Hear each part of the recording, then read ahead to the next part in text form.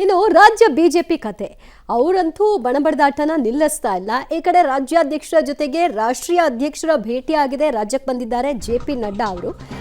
ಈಗಾಗಲೇ 1-to-1 ಮಾತುಕತೆಗಳು ಕೂಡ ಆಗಿದೆ ವಿಜಯೇಂದ್ರ ಮತ್ತು ನಡ್ಡಾ ಅವರ ನಡುವಣ. ರೆಬಲ್ಸ್ ವಿರುದ್ಧ ನಡ್ಡಾಗೆ ವಿಜಯೇಂದ್ರ ಅವರು ಒಂದು ಚಾರ್ಜ್ ಶೀಟ್ ಅನ್ನ ಏನು ತಯಾರು ಮಾಡಿಕೊಂಡಿದ್ರು, ಅದನ್ನ ಅವ್ರಿಗೆ ಕೊಟ್ಟಿದ್ದಾರೆ. ಯತ್ನಾಳ್ ಟೀಮ್ ವಿರುದ್ಧ ದೂರನ್ನ ಕೊಟ್ಟಿದ್ದಾರೆ ವಿಜಯೇಂದ್ರ. ಕರೆದು ಮಾತನಾಡುವುದಾಗಿ ರಾಷ್ಟ್ರೀಯ ಅಧ್ಯಕ್ಷ ಜೆ.ಪಿ. ನಡ್ಡಾ ಅವರು ಭರವಸೆಯನ್ನ ಕೊಟ್ಟಿದ್ದಾರಂತೆ. ವಿಜಯೇಂದ್ರ ವಿರುದ್ಧ ದೂರು ಕೊಡ್ತಾರಾ? ಹಾಗಾದ್ರೆ ಅತೃಪ್ತರು. ಕಾರಣ ಯತ್ನಾಳ್ ಕೂಡ ಹೇಳಿದ್ರು, ನಾವು ರೆಡಿ ಮಾಡಿದೀವಿ, ನಾವು ಕೊಡ್ತೀವಿ ಅಂತ. ಈಗ ಏನಾಗ್ತಾ ಇದೆ, ಇವತ್ತೇನಾಯ್ತು ಈ ವರದಿ ನೋಡಿ. ರಾಜ್ಯ ಬಿಜೆಪಿಯಲ್ಲಿ ಜೋರಾಯ್ತು ಬಣ ಸಂಘರ್ಷ. ಭಿನ್ನರ ವಿರುದ್ಧ ನಡ್ಡಾಗೆ ವಿಜಯೇಂದ್ರ ಚಾರ್ಜ್ ಶೀಟ್. ಪ್ರತ್ಯೇಕ ಹೋರಾಟಕ್ಕೆ ಬ್ರೇಕ್ ಹಾಕುವಂತೆ ಬಿವೈವಿ ಮನವಿ.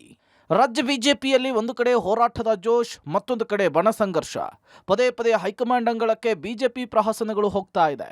ಯತ್ನಾಳ್ ಟೀಮ್ ವಿರುದ್ಧ ಅಮಿತ್ ಶಾಗೆ ವಿಜಯೇಂದ್ರ ದೂರು ಬೆನ್ನಲ್ಲೇ ರಾಜ್ಯಕ್ಕೆ ಬಿಜೆಪಿಯ ರಾಷ್ಟ್ರೀಯ ಅಧ್ಯಕ್ಷ ಜೆ.ಪಿ. ನಡ್ಡಾ ಎಂಟ್ರಿ ಕೊಟ್ಟಿದ್ದಾರೆ. ಬೆಂಗಳೂರಿನಲ್ಲಿ ನಡ್ಡಾ ಜೊತೆಗೆ ವಿಜಯೇಂದ್ರ ಪ್ರತ್ಯೇಕ ಸಭೆಯನ್ನು ನಡೆಸಿ ಯತ್ನಾಳ್ ಟೀಮ್ ವಿರುದ್ಧ ಚಾರ್ಜ್ ಶೀಟ್ ಸಲ್ಲಿಸಿದ್ದಾರೆ.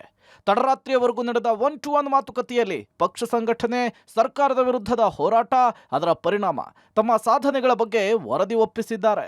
ಸಪ್ತ ನಾಯಕರ ವಿರುದ್ಧ ದೂರು.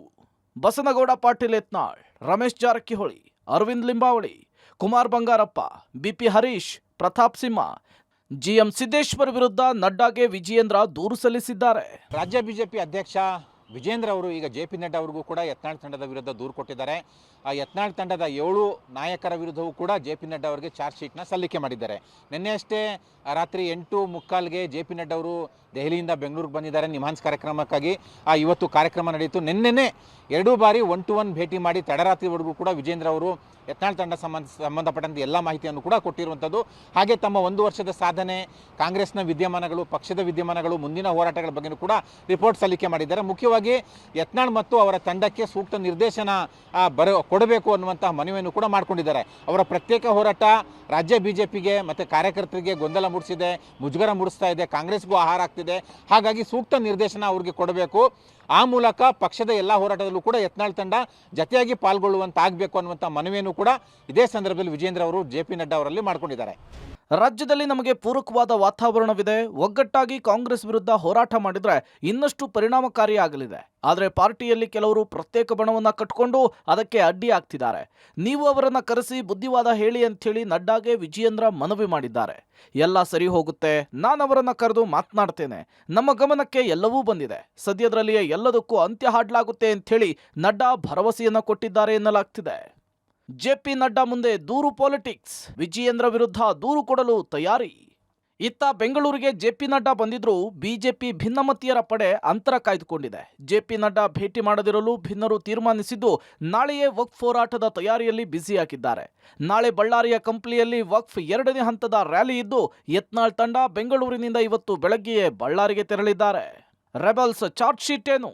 ಹಿರಿಯರ ಕಡೆಗಣನೆ, ಏಕಪಕ್ಷೀಯ ನಡೆ, ಸರ್ಕಾರದ ಜೊತೆಗೆ ಅಡ್ಜಸ್ಟ್ಮೆಂಟ್, ಸ್ವಂತ ತಂಡ ರಚನೆ, ಹೋರಾಟಗಳಲ್ಲಿ ವೈಫಲ್ಯ, ಉಪಚುನಾವಣಾ ಸೋಲು ಇತ್ಯಾದಿ ಅಂಶಗಳನ್ನಿಟ್ಕೊಂಡು ರೆಬಲ್ಸ್ ದೂರು ಕೊಡಲಿಕ್ಕೆ ಮುಂದಾಗಿದ್ದಾರೆ.